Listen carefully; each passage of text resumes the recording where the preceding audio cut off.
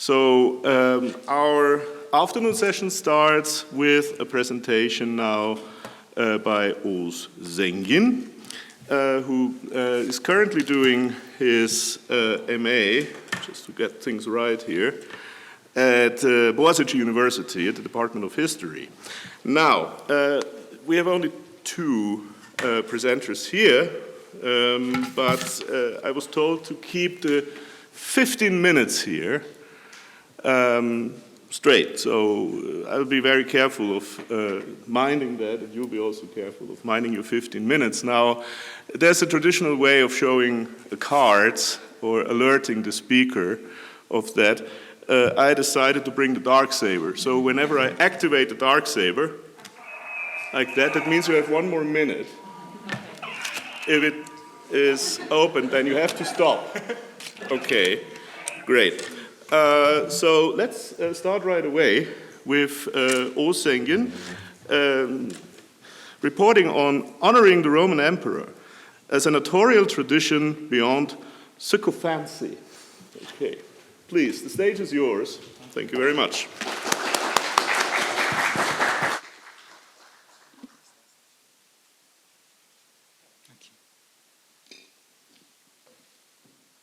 Thank you. Honoring is a universal practice. We honor each other on many occasions of our life, such as marriage, graduation, or birthday. The Roman Empire presents a peculiar case, where we see an institutionalized system of honoring, whose mission was to complement Roman emperors. For example, in a Senate meeting in 48, Tacitus tells us, the consul wanted to honor the Emperor Claudius by proposing him the title of Pater Senatus, which means father of the Senate. The emperor, however, rejected the offer, finding it extravagant. Why, though, would senators come up with such honors, especially if they were to be rejected in many cases? What functions did this tradition serve? Before giving an answer, let's briefly look at the relevant scholarship.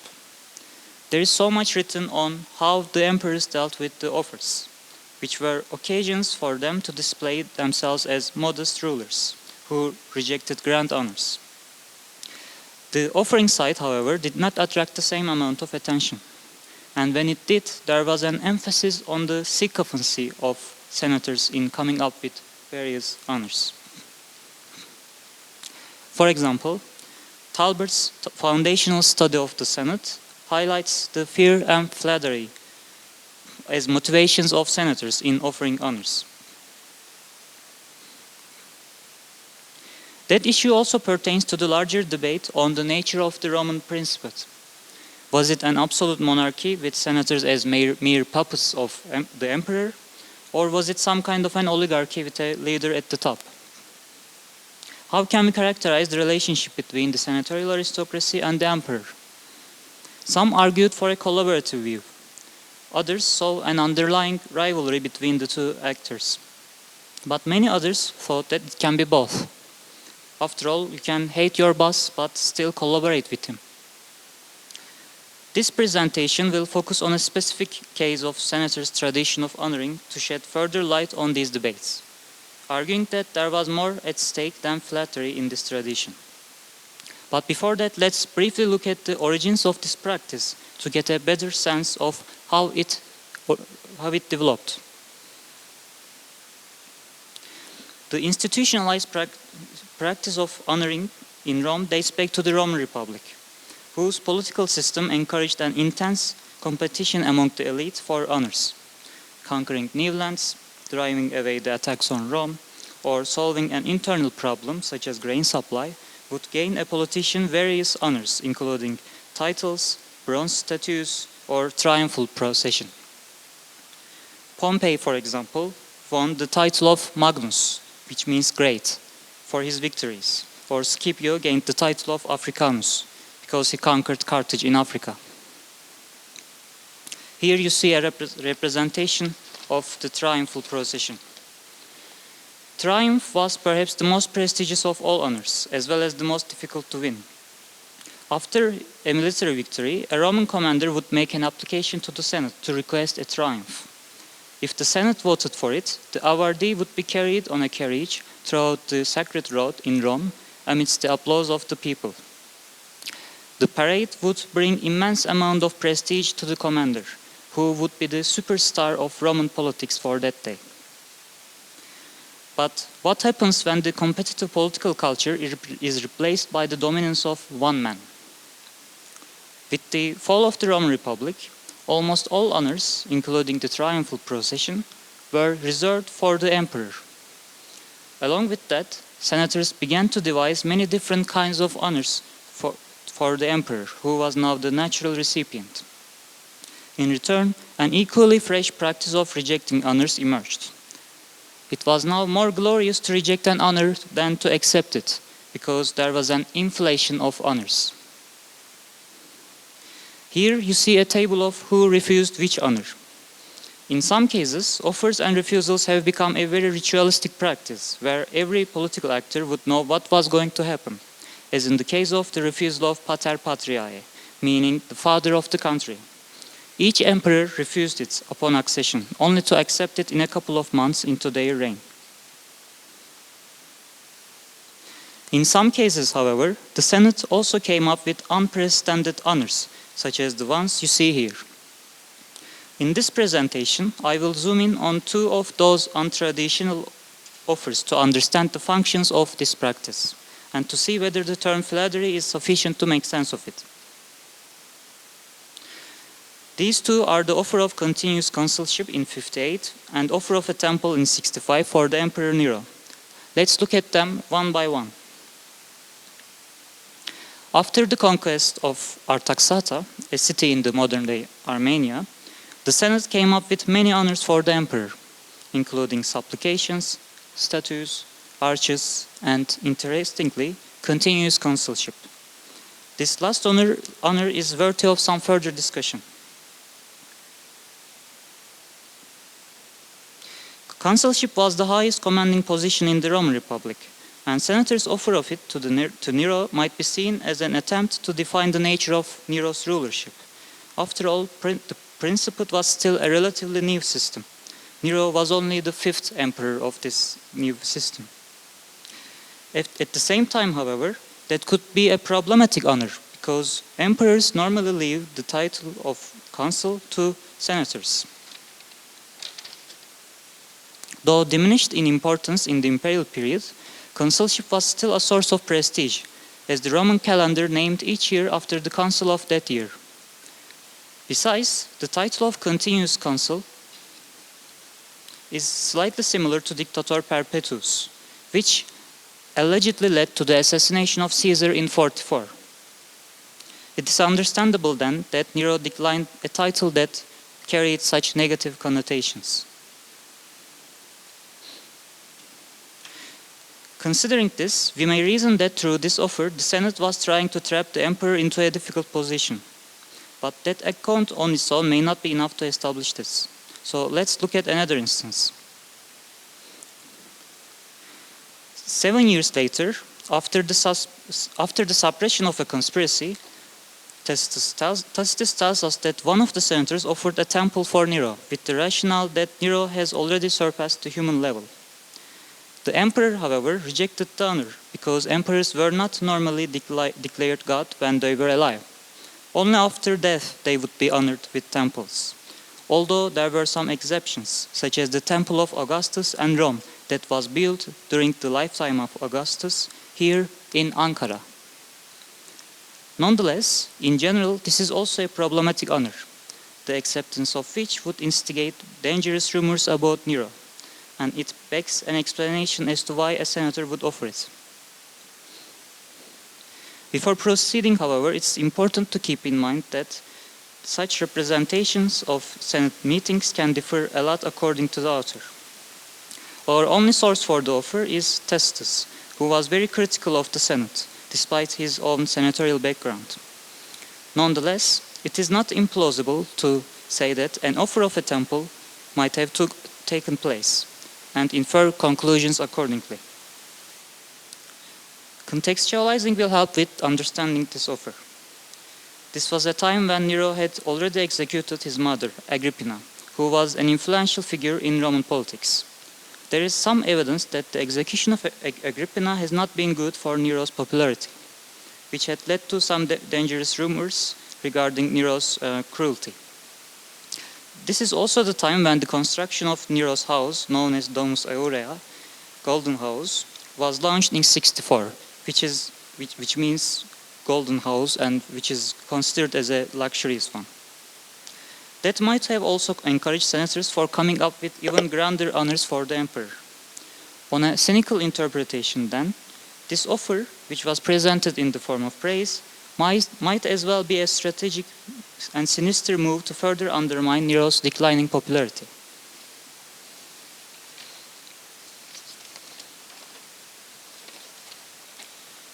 Overall, what do these instances tell us? As I tried to argue, the offers might be seen as traps set up by senators. However, on an alternative reading, the offer of a temple and the subsequent refusal might have been orchestrated by Nero in order to display himself as a moderate ruler who respects the traditions of the country. This reading is also possible. However, that still requires an explanation as to why such a staged performance would be needed and who its audience was. The offer and refusal took place in the Senate House, and even if it had been staged, that would have still meant that there was a group of people in the Senate who should be convinced that Nero is a moderate ruler.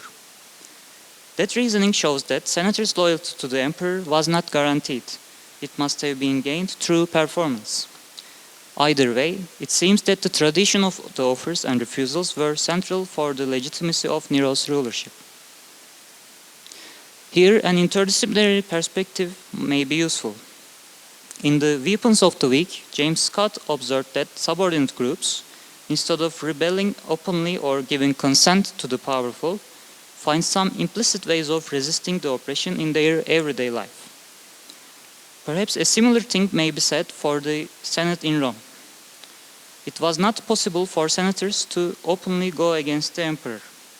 Instead, they could opt for other options to endanger the rule of an emperor whom they did not approve of. That included the neglect of the Senate meetings, disseminating risky rumors, or offering extravagant honors.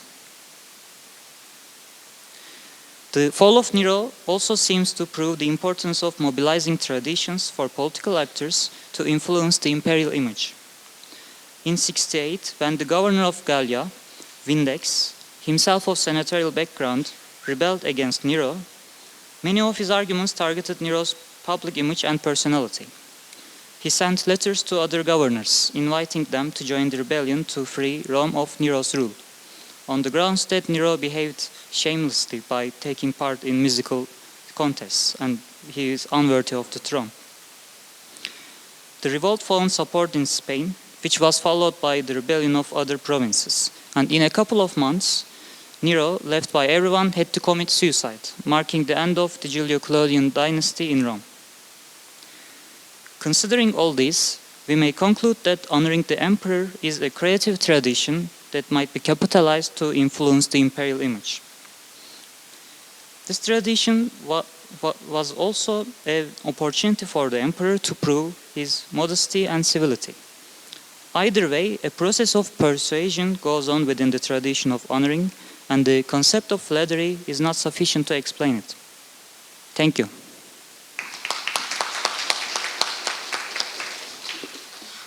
Thank you very much for your presentation.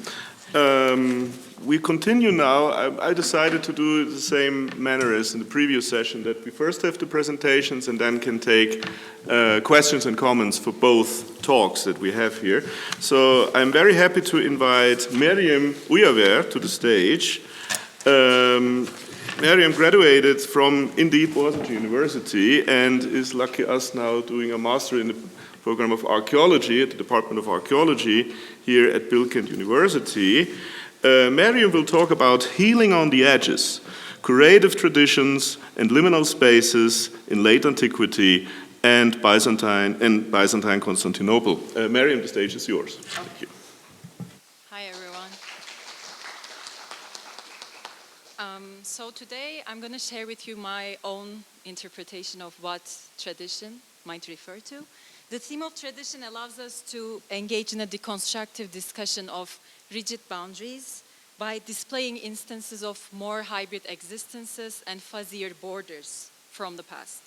And in this way, belief systems deviating from the secularized point of view and its sterilized, homogeneous categorizations of human experience may provide alternative rationalizations that connect nature and divinity in various ways without necessarily constraining them into separate boxes. And one such instance is the ritual and pilgrimage to healing shrines in late antique and Byzantine Constantinople, particularly those sites that hosted water springs with miraculous healing powers. And in today's presentation, I will start from the transition of understanding health and healing from the quote-unquote pagan times to early Christianity and later to late antiquity as a tradition that reveals adaptation and reinterpretation, contrary to a narrative of a straightforward rupture. I will then address the interlink between water sources, healing, and sacralization of space through the theoretical framework of liminality and how this connection was adapted into a Christian approach to landscape. I will do this particularly by examining how water shrines around the land walls of Constantinople, like the monastic church of the Zoologos Pii that you see here, and the church of the Laherne, the northernmost part of the city, revolved around the tradition of the Virgin Mary as the city's patron saint in an attempt to link the topographical and symbolic positioning of these healing spaces with the making of the Constantinopolitan urban identity. I will also conclude by making a reference to the Cosmidion that you see over there to compare and see different nuances in healing practices. So, the close connection between topographical features and healing practices had been long established in Anatolia, with attributions to water rituals extending at least from the Bronze Age period onwards. Such a sacralizing attitude may be traced to the flow of a water source, as fluidity can be likened to the transformative experience of healing, which morphed a sick body into a healthy one. And at this point, I think it would be useful to consider liminality as a theoretical framework to look at this experience of healing. The theory of liminality was initially developed as a model to explain a particular moment in the ceremonies of rites of passage where an individual occupied a gray zone before completing their transition into the next stage. Scholars later extended this theory so that it could be applied to diverse areas of research, spanning from ceremonial practices to bodies and, more importantly for my research today, landscapes. The liminal stage is a significant moment because it marks a time of suspended order without descending into full chaos. Therefore, the positive and negative potentials of transformation are all compressed into this certain presence of in-betweenness. And in the case of healing springs, this moment materializes in the miraculous healing potentials of sacred waters as they meet with the liminal experience of healing. A healing source could be destructive and regenerative at the same time, depending on who received the treatment. For example, the miracle account referring to one of my case studies, the Zoologos Pii, begins with the story of a swampy mud revealing a holy water underneath, only because the Byzantine Emperor Leo I in the 5th century received a divine call pointing at the miraculous powers of this mud/water, and only because Leo chose to believe in the truth of that calling. In the end, the marshy area revealed its life-giving properties. Therefore, the potential of healing associated with water's natural characteristics was directly tied to a belief proper that would bring about the healing powers, which makes water sources sitting liminally between potential and reality. I will return to the Zoologos Pii later, but let me now focus more particularly on the development of healing traditions around waterscapes in late antiquity and even beyond, with the tradition of healing through water extending into preceding societies in Anatolia.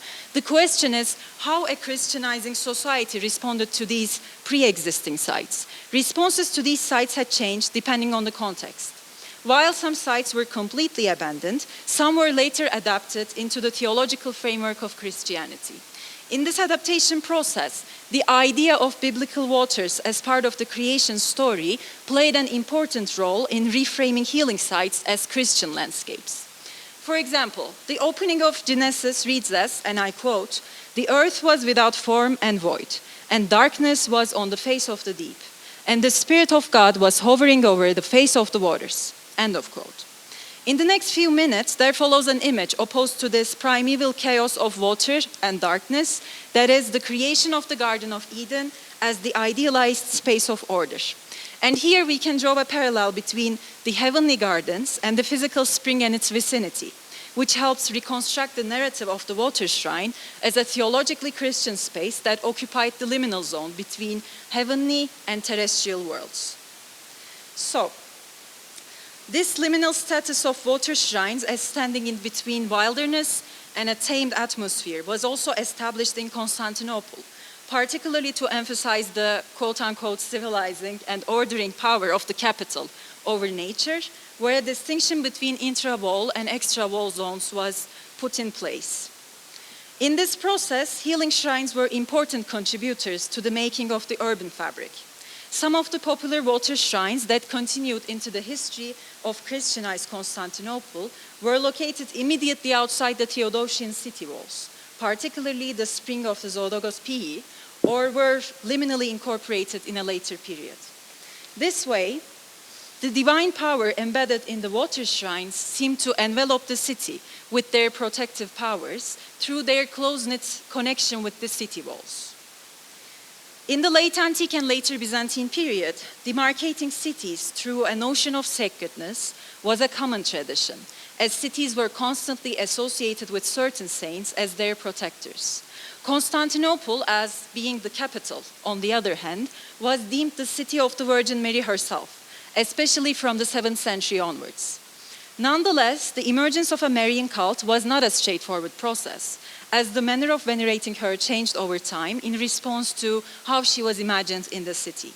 The cult of the Virgin Mary developed in the city around 5th and 6th centuries, first through relics relating to Mary, specifically her robe and girdle, as evidence of her physical presence. However, there was already a difference between Mary and the cults of other saints, since the only material proof of her existence was through such secondary relics and not through a bodily relic. Therefore, there was a more abstracted vision regarding the Virgin Mary already at the center of her veneration. Nonetheless, the void of Mary's body could have also been filled via her connections with the natural landscape, especially in the absence of her relics. The pilgrims' experiences with the materiality of the healing springs may have contributed to the manifestation of Virgin Mary in the terrestrial landscape by bringing about what we could call an ambiguous corporeality of a bodiless body. This liminal presence of the Virgin Mary as the healer parallels the liminal characteristic of water shrines, which could explain the particular association of Constantinopolitan springs with the Marian cult. So, with this framework in mind, I will now move to my case studies in the last half of this presentation. So, as partially mentioned already, Zoologos Pii was one of the best-known healing shrines in Constantinople. The shrine was located outside the land walls, near today's Silivri Kapı Gate, which was known as the Gate of the Zoologos Pii. Therefore, the shrine demarcated one of the main city gates, where an outsider approaching the city would have their first interaction, transitioning from the hinterland to the urban space. This shrine of the Zoologos Pii, occupying this spatial liminality constructed by the city walls, could be conceptualized as an introduction of the identity of Constantinople as the Christian city under the protection of the Virgin Mary to the approaching travelers. The Zoologos Pii did not house a specific relic, but the entire complex revolved around a spring endowed with healing powers. In the shrine, the symbolism of bearing life, attributed to the flowing waters, was extended into the imagery of the Virgin Mary herself, particularly through a fresco located on the dome above the spring, at least since the renovations of the shrine in the 13th century. But it is also possible that the imagery extended from earlier periods. In relation to this revived attention towards the shrine in this later period, there is also the vivid description of the fresco depicting the Virgin Mary as written by the ecclesiastical historian Xanthopoulos in the early 14th century. Here You can read the passage, and it clearly establishes a parallel between the motherly figure of the Virgin and the water shrine, grounded in their shared capacity to give life. Therefore, the Virgin Mary sits literally in the liminal position between life and non-life, as represented here. A similar instance of a water shrine is from the northernmost part of the Theodosian walls, in a way that extended the sacred envelope of the city towards the shore of the Golden Horn. Similar to the Zoologos Pii, the Blaherne Church was founded around the 6th century with a holy bath, Hagion Luma, associated with the complex. Differently from the Pii, however, the complex also included a chapel of the reliquary, Hagia Soros, sponsored by the Emperor Leo I to store the robe of the Virgin Mary, as mentioned already. Therefore, the church and the surrounding complex had an elevated position in the creation of the cult of the Virgin Mary, making the place one of the pillars in the sacred protection of the city through her image. The church was also a stationary point along important processional routes, such as a weekly Friday ritual attested in 10th century sources. This procession involved the visit of the emperor and his senate to the church and the chapel, also including the emperor's ritual bathing at Hagion Luma. Therefore, Blaherne had an exclusively symbolic role in terms of its functions of the holy bath as being part of an imperial ceremony. While the Zoologos Pii was also annually visited by the emperor to commemorate certain days, its role as a miraculous healing space was more particularly attested through the visits of pilgrims and narratives of such miracles going around the shrine.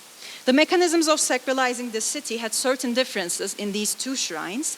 Nonetheless, the location of these aquatic holy spaces in relation to the urban space and its people brings them onto a common ground of liminal existences, where the notions of movement and senses, as evoked by the qualities of water and also processions, contributed to establishing the tradition of imagining the city as protected by the Virgin Mary. Finally, I would like to include a brief reference to the sensorial aspect of healing embedded in these sites by making a reference to other forms of healing experiences around the walls of Constantinople.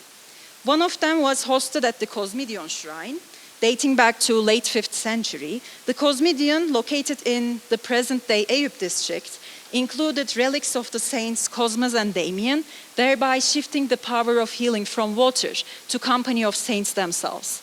In this shrine, the main method of seeking healing was incubation, that is, sleeping in close proximity to the relics with healing powers. This practice itself could be deemed deeply liminal. The sick individual entered a vulnerable state, lying down in a space under the portico, awaiting a dream or vision of the saint. Thereby, a contrast between the glittering light of water springs and baths against this darker and more inverted aspect of incubation could be suggested.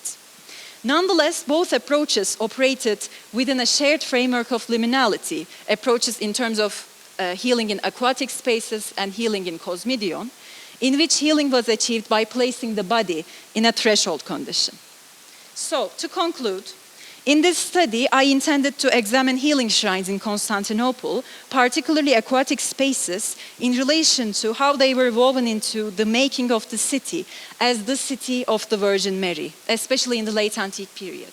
In that aspect, the transformative experience of healing was paralleled in the liminal landscape occupied by these shrines, since they were placed immediately outside or in close proximity to the land walls. Throughout the paper, I tried to follow the growth and popularity of the cult of the Virgin Mary in relation to the qualities of water. And I suggested that the sensory atmosphere created by springs, fountains, and baths may have been useful in bringing her into a bodiless presence. Therefore, the liminality of divine figures as facilitators of transition was reflected in the material features and the occupied landscape of the healing shrines. While I started this presentation by talking about the continuity of healing powers attested to waters, the examination of certain case studies from Constantinople also points out to how the identity-building process of the capital was a tradition in the making that brought together the tangible and imaginative aspects of the occupied landscape. While some of these locations have vanished over time, some sites like the Zoologos Pii continues to be venerated in the contemporary period.